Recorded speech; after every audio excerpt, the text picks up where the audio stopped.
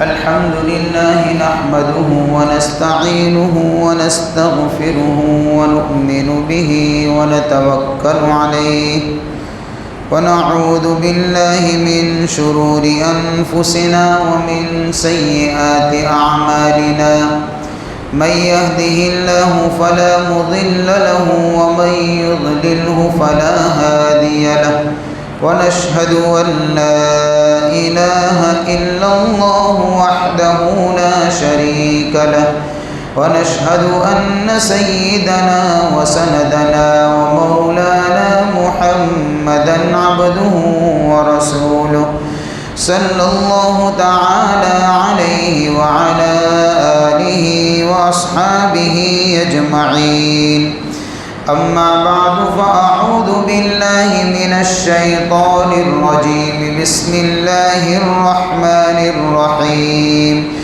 قل إن كانت لكم الدار الآخرة عند الله خالصة من دون الناس فتمنوا الموت إن كنتم صادقين ولن يتمنوه أبدا بما قدمت أيديهم والله عليم بالظالمين ولتجدنهم أحرص الناس على حياة ومن الذين أشركوا يود أحدهم لو يعمر 1000 سنة وما هو بمزحزحه من العذاب أن يعمر والله بصير بما يعملون صدق الله مولانا العظيم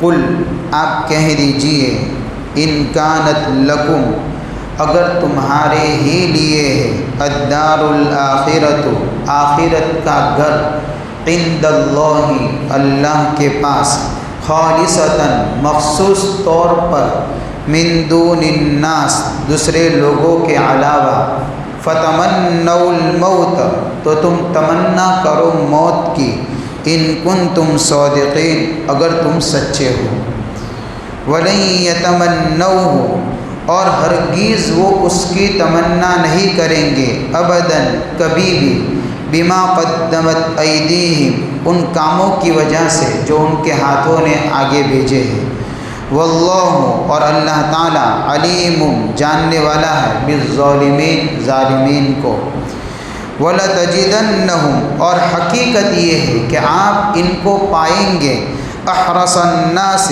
لوگوں میں سب سے زیادہ حریص علی حیاء زندگی کے اوپر وَمِنَ الَّذِينَ أَشْرَكُوا اور ان لوگوں سے بھی بڑھ کر یعنی حریص پائیں گے جنہوں نے شرک کیا یود احدہم ان میں سے ہر ایک چاہتا ہے لو یعمر کہ عمر مل جائے 1000 سنہ 1000 سال وما هو بمزحزحہ اور یہ چیز اس کو بچانے والی نہیں ہے من العذاب اللہ کے عذاب سے ان یعمر کہ عمر لمبی کر دی جائے واللہ اور اللہ تعالیٰ بصیر دیکھنے والا ہے بما یعملون ان کاموں کو جن کو وہ کرتے ہیں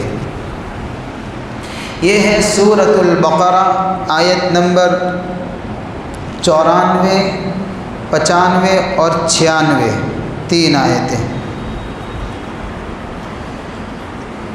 اس آیت کے اندر ان کے یہودیوں کے دوسرے دعوے کا جواب دیا گیا ہے اور بڑا زبردست جواب ہے یہ اس جواب کو سمجھنے سے پہلے ایک بات سمجھ لے گئے کہ حق اور باطل کا جہاں ٹکراؤ ہو تو اس وقت بات کرنے کا ایک طریقہ تو یہ ہوتا ہے جس میں دلائل کے ذریعے سے بات کو اور حق کو ثابت کیا جائے جس کو مناظرہ کہا جاتا ہے مباحثہ کہا جاتا ہے حق والے اپنے حق کے اوپر دلائل پیش کریں اور اپنے دلائل کے ذریعے سے حق کو ثابت کریں یہ مناظرہ ہوتا ہے۔ ایک طریقہ یہ ہوتا ہے کہ حق کو ثابت کرنے کے لیے اب دلائل نہیں، اب مباہلہ کیا جائے۔ اور مباہلہ کا مطلب یہ ہے کہ دونوں فریق آپس میں بیٹھ کر اس بات کی دعا کرے کہ اللہ اگر ہم جھوٹے ہیں تو ہم کو برباد کر دے، جو جھوٹا ہے اس کو برباد کر دیا جائے، اس کو ہلاک کیا جائے، اس کو ختم کیا جائے۔ یہ دو آدمی کے اندر بھی ہو سکتا ہے، دو گروہ کے اندر بھی ہو سکتا ہے۔ اب اس میں دلائل نہیں، سیدھی اللہ کی طرف سے دعائی ہو جائے تو جو حقیقت ہو وہ کھل کر سامنے آ جائے، اس کو مباہلہ کہا جاتا ہے۔ یہودیوں کے سامنے جب دلائل کے ذریعے سے بات سمجھانے کی کوشش کی گئی اہل کتاب کو، تو ان کو دلائل سے بات سمجھ میں آئی نہیں، پھر بھی وہ اپنے دعوے میں پڑے ہوئے تھے۔ چنانچہ وہ دعویٰ جس طریقے سے ایک دعویٰ ان کا تھا کہ نؤمن بما انزل علینا، کہ ہم تو ہم پر اتاری گئی کتاب کے اوپر اور شریعت کے اوپر ایمان لاتے ہیں، یعنی کہ آخری رسول پر اور ان پر اتاری گئی کتاب کے اوپر ہم ایمان لاتے نہیں ہیں۔ یہ دعویٰ اگلی آیتوں میں آ گیا۔ اب اس آیت کے اندر گویا کہ ان کا دعویٰ یہ تھا، مختلف جگہوں کے اوپر قرآن نے ان کے دعوے کو بیان کیا ہے۔ کبھی تو یہ دعویٰ کرتے تھے وَقَالُوا لَن يَدْخُلَ الْجَنَّةَ إِلَّا مَنْ كَانَ هُودًا أَوْ نَصَارَىٰ، وہ یوں کہا کرتے تھے کہ بھئی جنت کے اندر تو اہل کتاب ہی جائیں گے، یہ ہماری خاندانی میراث ہے، ہمارے علاوہ کوئی جائے گا ہی نہیں جنت میں۔ تو یعنی اس طریقے سے ان کا دعویٰ تھا۔ کبھی کبھار دعویٰ کرتے تھے کہ لن تمسنا النار الا ایاما معدودہ، ہم کو جہنم کے اندر اگر ڈالا بھی گیا تو وہی 2-4 دن، باقی تو جنت ہمارے لیے ہے۔ یہ دعویٰ تھا ان کا۔ اب ظاہر سی بات ہے دعوے تو بڑے کرتے تھے یہ لوگ، تو بڑے خطرناک دعوے ہیں۔ اب ان کو دلائل سے تو بات سمجھ میں نہیں آتی ہے، لہذا اللہ تعالیٰ فرماتے ہیں حضور پاک صلی اللہ علیہ وسلم سے، گویا کہ اللہ فرماتے کہ قل، اے میرے محبوب آپ کہیے تو ان کو، یعنی ان کے سامنے اپنی بات رکھیے۔ کیا رکھیے؟ کہ اتنا بڑا دعویٰ تم نے کیا ہے کہ آخرت کا گھر تمہارے لیے ہی ہے، جنت تمہارے ہی لیے ہے، من دون الناس، دوسرے لوگوں کے لیے ہے ہی نہیں جنت۔ اب ظاہر سی بات ہے جنت اور اس کی نعمتیں اور اس کی راحتیں اور اس کے آرام، اس کی آسائشیں، یہ تو باقی رہنے والی چیز ہے، عزت کی چیز ہے، مقام، اسٹیٹس، ایک بڑا لیول ہے یہ تو، اور تم دنیا میں جیتے ہو۔ اب دنیا کی نعمت فانی، یہاں تکلیف ہے، یہاں ذلت ہے، دنیا کی زندگی تو جیل کھانا ہے۔ تو ایک کام کرو، جب تمہارے لیے ہی جنت ہے تو اللہ اپنے حبیب صلی اللہ علیہ وسلم سے کہتے ہیں کہ میرے محبوب ان کو کہو کہ دعا کر دو تو کہ اللہ ہم کو مار دے، ہم مرد جاتے ہیں، اس لیے کہ جنت میں پہنچنے کے لیے مرنا ضروری ہے پہ۔ بھئی کون ذلت والے جگہ میں رہنا پسند کرے گا؟ جب کسی کو پتہ ہی ہے کہ جنت میری ہی ہے تو ظاہر سی بات ہے یہ ذلت والے جگہ میں رہنا کون پسند کرے گا؟ جب تیرے لیے ہی جنت ہے تو دعا کر دے بھائی کہ اللہ مجھے موت دے دے تاکہ میں جنت میں چلا جاؤں، اس لیے کہ جنت میں جانے کے لیے موت ضروری ہے۔ اگر اپنے دعوے میں سچے ہو تو کرو دعا۔ اب ظاہر سی بات ہے کہ تو بہت بڑی بات ہو گئی، اب مرنے کی دعا کیسے کریں؟ تو اللہ تعالیٰ آگے فرماتے وَلَن يَتَمَنَّوْا، اے میرے محبوب صلی اللہ علیہ وسلم سن لیجیے، ان کے کہنے سے پہلے گویا کہ اللہ فرماتے کہ میں بتا دیتا ہوں کہ وہ کیا کریں گے۔ اگر آپ ان کے سامنے اپنا اس مطالبے کو لے کر جائیں گے اور ان سے کہیں گے کہ موت کی تمنا کرو اللہ سے تاکہ تم مر کر سیدھے جنت میں چلے جاؤ، تو سنو میرے محبوب وہ کبھی نہیں کریں گے ایسا۔ وَلَن يَتَمَنَّوْهُ أَبَدًا بِمَا قَدَّمَتْ، کبھی بھی دعا نہیں کریں گے موت کے بارے میں تو کہ اللہ ہم کو موت دے دے۔ کیوں؟ بِمَا قَدَّمَتْ، اس لیے کہ وہ جانتے کہ ہمارے زندگیوں کے اندر ہم نے کون سے کرتوت کیے، ہمارے کالے کام، کالے بول، کالے حالات، کالے افعال، سب پوری زندگی کالی ہی کالی ہے۔ تو ہمارے ہاتھوں کے کرتوت، آنکھوں کے کرتوت، زبان کے کرتوت، زندگی کے ایک ایک لمحے کے کرتوت ہم جانتے ہیں، یعنی کہ وہ اہل کتاب جانتے ہیں۔ اس لیے وہ کبھی بھی موت کی تمنا کریں گے ہی نہیں۔ وہ سمجھتے ہیں اس بات کو کہ اگر تمنا کی تو مر کر سیدھے جنت نہیں جہنم، جنت نہیں ہے، سیدھے جہنم کے اندر جائیں گے۔ اب ایسی تمنا کون کرے گا؟ وہ نہیں کریں گے میرے محمود صلی اللہ علیہ وسلم۔ اب ظاہر سی بات ہے کہ اس لیے حدیث پاک کے اندر آتا ہے، آپ علیہ الصلوۃ والسلام نے ارشاد فرمایا کہ اگر یہ اہل کتاب حضور کے اس مطالبے کو، یعنی اللہ نے جو حکم فرمایا کہ موت کی تمنا کرو، اگر کر دیتے تو اسی وقت مر جاتے، اسی وقت مر جاتے۔ اس لیے کہ گویا کہ دعا ہو رہی ہے کہ اللہ جو باطل پر اس کو برباد کر دے، یہ معجزانہ طریقے پر اللہ تعالیٰ ان کو برباد کر دیتا۔ یہ حضور کا معجزہ ہوتا، اور وہ جانتے تھے اس کو، اس لیے وہ سمجھ گئے کہ بھئی تمنا کرنے جیسی چیز نہیں ہے، ورنہ ہمارا صفایا ہو جائے گا۔ جنت جنت تو بولتے لیکن پہنچیں گے سیدھے جہنم کے اندر، لہذا وہ کبھی موت کی تمنا کرتے نہیں ہے۔ اچھا، ایک سوال پیدا ہوتا ہے، آپ علیہ الصلوۃ والسلام نے گویا کہ قرآن نے جب ان کو کہا کہ بھئی موت کی تمنا کرو، تو ممکن ہے زبان سے تمنا نہ کی ہو لیکن دل میں کی ہو، تو کون جانتا ہے؟ کوئی کہہ سکتے ہیں کہ بھئی دل میں تمنا کی ہو سکتا ہے دل میں کی ہوگی انہوں نے تمنا، اب دل کے حالات تو کون جانتا ہے؟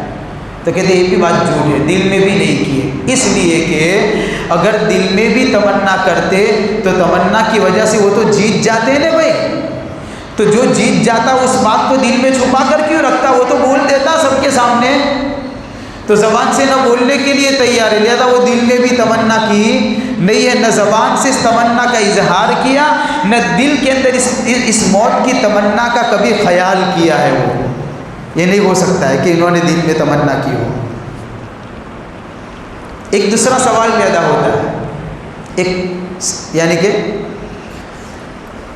ہو سکتا ہے کوئی یوں کہے کہ چلیے اہل کتاب نے موت کی تمنا نہیں کی ہے، تو مسلمانوں سے کہا جب تم کرو پھر موت کی تمنا، تم بھی تو کہتے ہو کہ بھئی جنت ایمان والوں کا حق ہے، تو تم بھی تو کہتے ہو تو تم کر دو، انہوں نے نہیں کیے، تو جو سوال تم نے اہل کتاب سے کیا وہ سوال تو تم سے بھی تو ہو سکتا ہے۔ تو اس کا جواب یہ ہے کہ اصل میں مسئلہ الگ ہے، اہل کتاب کا عقیدہ الگ تھا، اس لیے ان سے یہ سوال کیا گیا، ایمان والوں کا عقیدہ الگ ہے۔ اہل کتاب کا عقیدہ کیا تھا؟ اہل کتاب کا عقیدہ یہ تھا کہ ہم حق والے ہیں، وہ ایسا سمجھتے تھے، دعویٰ کرتے تھے نا ہم ایمان والے ہیں بھائی، تو ان کا عقیدہ صرف اتنا تھا کہ ہم حق والے، اتنا ہی نہیں تھا، بلکہ عقیدہ یہ تھا کہ ہم اللہ کے اتنے چہیتے اور محبوب ہیں کہ جنت ہمارا باپ دادا کی جاگیر ہے، یہ عقیدہ تھا اصل میں، ایسے اللہ کے چہیتے ہیں، یعنی نحن ابناء اللہ و احباؤہ، یہ کہا کرتے تھے، قرآن نے نقل کیا ان کی بات کو کہ وہ یہ کہتے تھے ہم تو اللہ کے بیٹے اور اس کے محبوب ہیں، لہذا مریں گے ہم چاہے گناہ کرے اور اس طریقے سے برائیاں کرے، جھوٹ بولے، پریشان کرے کسی کو، بس نافرمانیاں ہی نافرمانی کرے، لیکن ہم اللہ کے محبوب ہیں تو مر کر پھر بھی جنت میں ہی جائیں گے، یہ عقیدہ ان کا تھا۔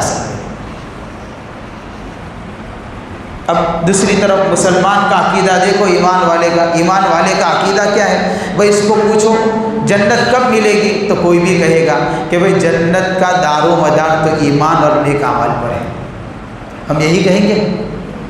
اچھا، ہم یہ بھی جانتے ہیں کہ اگر کسی نے گناہ کیے، برے کام کیے، تو ہو سکتا ہے اللہ سزا بھی دے۔ ہم نے کب کہا کہ جنت ہماری خاندانی میراث ہے؟ یہ تو تم نے کہا تھا، اس لیے سوال تو تم سے ہوا، اہل کتاب سے ہوا۔ ہمارا عقیدہ تمہارے جیسا نہیں ہے، ہمارا عقیدہ تو ٹھیک ہے کہ بھئی جو ایمان اور عمل صالح کے ساتھ میں جائے گا اللہ تعالیٰ اپنے فضل سے اس کو جنت عطا فرمائیں گے۔ ہم اس بات کو کہتے ہی نہیں ہے کہ جنت تو ہماری ہی ہے، لہذا یہ سوال مسلمانوں سے ہو ہی نہیں سکتا، اہل کتاب سے ہی ہوگا، اس لیے کہ تم نے کہا تھا کہ جنت ہماری ہے تو پھر مر جاؤ، اس لیے یہ شبہ بھی ہو سکتا نہیں ہے۔ اچھا، بلکہ جو ایمان والے ہوتے ہیں ان کا مسئلہ کیسا ہوتا ہے؟ یہ لوگ دیکھو موت سے ڈرتے تھے کہ نہیں ڈرتے تھے؟ بہت زیادہ ڈرتے تھے، تمنا کی نہیں کی؟ ایمان والے موت سے ڈرتے نہیں ہیں۔ جس کے دل کے اندر ایمان ہو، جس کی زندگی عمل صالح سے مزین ہو، وہ کبھی موت سے ڈرتے نہیں ہیں۔ ہزاروں واقعات ایسے، ایک واقعہ سنا دو۔ حضرت خالد بن ولید رضی اللہ تعالیٰ عنہ، ایرانیوں سے مقابلہ ہو رہا ہے، ایرانیوں کی فوج میں بہت بڑا پہلوان ہے رستم نام کا، یا حضرت خالد بن ولید صحابہ کے لشکر کے سپہ سالار ہیں۔ جب ایرانیوں سے مقابلہ کا وقت آیا تو اس رستم نے ایک دھمکی بھرا خط لکھا حضرت خالد بن ولید کے نام۔ کیا خط لکھا کہ اگر آپ کے اندر ہمدردی نام کی کوئی چیز ہے تو میری بات کو مانو، یہاں سے بھاگو، چلے جاؤ، لڑو مت، ورنہ اگر لڑوں گے نا تو کوئی کی ماں روئے گی، کوئی کی بیوی بیوہ ہوگی، کوئی کے بچے یتیم ہو جائیں گے۔ اس سے بہتر یہ کہ تم اپنے لشکر کو لے کر چلے جاؤ اور وہی بھیڑ بکریا اونٹ جو چراتے وہی کام کرو، مناسب ہے تمہارے لیے۔ کس نے لکھا ایسا کر؟ رستم نے۔ کس کو لکھا؟ حضرت خالد بن ولید رضی اللہ تعالیٰ عنہ۔ تو حضرت خالد بن ولید نے بھی اس کو ایسا ہی جواب دیا۔ کیا کہا؟ فَإِنَّ مَعِيَ قَوْمٌ يُحِبُّونَ الْمَوْتَ كَمَا يُحِبُّونَ الْأَعَاجِمُ الْخَمَرَ۔ ارے تو دھمکی کیا دے رہا ہے؟ میں تو ایسی قوم کو لے کر میدان میں اترا ہوں جس قوم کے نزدیک موت اتنی پسندیدہ ہے، جس طریقے سے تمہارے نزدیک اور مشکا اور پیالوں کے اندر اور کانچ کے مزین گلاسوں کے اندر تمہارے نزدیک شراب پسندیدہ ہے، اس سے بھی زیادہ ہمارے قوم موت کو پسند کرتی ہے۔ زیادہ یہ فکر مت کر کہ میں کون ہوں، کیا لے کر آیا ہوں۔ دوسرا سپہ سالار آیا ایرانیوں میں سے، اس نے پوچھا حضرت خالد بن ولید سے کہ پھر کتنی لے کر آئے ہو؟ تو وہ تو جھوٹ تو بولتے نہیں تھے، صحابہ تو ایمان والے تھے نا بھائی۔ 700 ہے، 700 750۔ اچھا، تو اس نے کہا کہ میرے پاس تو 12-13 ہزار کا لشکر ہے۔ اچھا ہے، نکل جاؤ، تو لڑو مت۔ تو حضرت خالد بن ولید نے کہا کہ بیان کرنے آیا ہے کہ لڑنے آیا ہے، یا نصیحت کہاں کرتا ہے؟ ہم کو نصیحت کی ضرورت نہیں ہے۔ تو کہ نہیں، لڑنے کے لیے آیا ہوں، لیکن بات اس لیے بتاتا ہوں کہ مان لو اگر تمہارے 700 فوجیوں کو ہمارے فوجیوں نے گھیر دیا تو تمہاری مدد آئے گی زمین پر سے کہاں سے؟ حضرت خالد بن ولید نے بڑا عجیب جواب دیا اور کہا کہ ہماری مدد زمینی لیول پر نہیں آتی، ہماری مدد سیدھے آسمان سے اترا کرتی ہے، مقابلہ کر۔ ہم تو وہ قوم ہے جس کی مدد زمین کے اوپر سے نہیں آیا کرتی، ہم تو وہ قوم ہے جس کی مدد آسمان سے اترا کرتی ہے۔ مقابلہ ہوا، 700 750 فوجی ہیں، حضرت خالد بن ولید کے سامنے 12-13 ہزار کا لشکر ہے، شکست فاش دے کر میدان خالی کروایا ہے، صرف 7 شہید ہوئے تھے اس میں۔ یہ جس کی زندگی کے اندر ایمان اور عمل صالح، وہ موت سے ڈرا نہیں کرتے ہیں۔ تو اور ان کی کیفیت تو کیا تھی؟ دعا بھی نہیں کر سکتے، مانگ بھی نہیں سکتے، اس لیے کہ وہ جانتے ہیں کہ اگر مانگ لیا تو صاف پورا ختم ہو جائے گا معاملہ۔ خیر، بلکہ حقیقت کیا ہے ان کی حقیقت یہ ہے کہ روئے زمین پر بسنے والے جتنے لوگ ہیں ان میں سب سے زیادہ لالچی زندگی کے لالچی اگر کوئی قوم ہے تو وہ یہودیوں کے اہل کتاب کی ہے۔ ایسے لالچی لوگ ہیں زندگی کے۔ قرآن تو آگے ایک قدم بڑھ کر یوں کہہ رہا ہے کہ مشرکوں سے بھی زیادہ لالچی زندگی کے یہودی ہیں، اہل کتاب ہیں۔ زندگی کی اتنی لالچ تو مشرکین کے اندر بھی نہیں ہے، اور اگر ہو تو ان کی بات تو سمجھ میں آتی ہے مشرکین کی، اس لیے کہ ان کا تو عقیدہ ہی یہ ہے، یہی جینا یا یہی مرنا، جو عیش مستی کرنی ہے یہی کر دو۔ تو بات ٹھیک ہے بھئی، ان کا تو عقیدہ ہے، اس لیے وہ اگر زندگی کے بارے میں ان کے اندر لالچ ہو تو مسئلہ الگ مسئلہ ہے. لیکن اہل کتاب کہ چاہے تمہارا عقیدہ تو آخرت کے بارے میں بھی ہے، اس لیے کہ تم نے بھی تورات میں پڑھا، زبور میں پڑھا، انجیل میں پڑھا، تم تو آخرت کا تصور رکھتے ہو. آخرت کا تصور رکھتے ہوئے زندگی کی لالچ کرنا، یہ تمہارا یہ عمل مشرکین سے بھی گھٹیا عمل ہے. جس قوم کے پاس آخرت کا تصور ہو وہ قوم زندگی کے لمحات کے اوپر للچایا نہیں کرتی ہے، لیکن تم للچاتے ہو. اس کا مطلب یہ ہے کہ تمہارے کرتوتوں کے اندر گڑبڑیاں ضرور ہیں. تو ہی اور صرف لالچی نہیں ہے بلکہ تمنا بھی کرتے ہیں. کیا کہتے ہیں؟ یود احدہم لو یعمر الف سنہ. ہر ایک کے دل کے اندر یہ خواہش ہے، یہ تمنا ہے، یہ چاہت ہے کہ اللہ 1000 سال کی یعنی کہ عمر مل جائے. کتنی عمر؟ ہاں 50 سال نہیں، 60 سال نہیں، 70 سال نہیں، 80 سال نہیں، 90 سال نہیں، 1000 سال کی عمر مل جائے تو آرام سے زندگی گزارے. تو قرآن ان کی تمنا کا بھی جواب دیتا ہے، وَمَا هُوَ بِمُزَحْزِحِهِ مِنَ الْعَذَابِ أَن يُعَمَّرَ. 1000 سال بھی مل جائے تو کیا ہوا، مروں گے تو صحیح، 1000 سال جی کر بچوں گے، بلکہ تم تو تمہاری زندگی کے لمحات جتنے زیادہ ملتے چلے جائیں گے اتنا تمہارا کفر بڑھتا جائے گا، اتنی تمہاری سرکشی بڑھتی جائے گی، اتنی تمہاری نافرمانیاں بڑھتی جائے گی، اتنی تمہاری بغاوت بڑھتی جائے گی. جتنی زندگی کے لمحات بڑھے اتنی بغاوت بڑھی اتنا عذاب بڑھے گا. لہذا تمہاری سزا کے اندر تو کچھ پلس کوئی پوائنٹ ایسا نظر ہی نہیں آتا کہ کچھ ہلکی کی جائے سزا، کوئی ایسا پوائنٹ ہی نظر نہیں آتا، بلکہ تم تو بڑھتے ہی جاتے ہو، بڑھتے ہی جاتے ہو، بغاوت میں بڑھتے ہو، کفر میں بڑھتے ہو، اور تمنا کرتے ہو زندگی کی کہ 1000 سال کی عمر مل جائے. لہذا یہ اصل حقیقت تھی، اور اسی کو کہیں گے کہ ایسا منہ توڑ جواب دیا کہ ایک بھی میدان کے اندر آیا نہیں کہ موت کی تمنا کرتا، ایک بھی نہیں آیا. ایک حدیث سنا دیتا ہوں اخیر کے اندر. موت کی تمنا کرنا کیسا؟ جیسے ہمارے اندر بھی بہت سارے اللہ کے بندے ایسے جو دین سے دور ہوتے ہیں اور دنیا کے حالات میں پھنستے ہیں تو کیا کرتے ہیں کہ اب تو مر جانا ہے. یہ کیا بولتے ہیں؟ یہ موت کی تمنا ہے.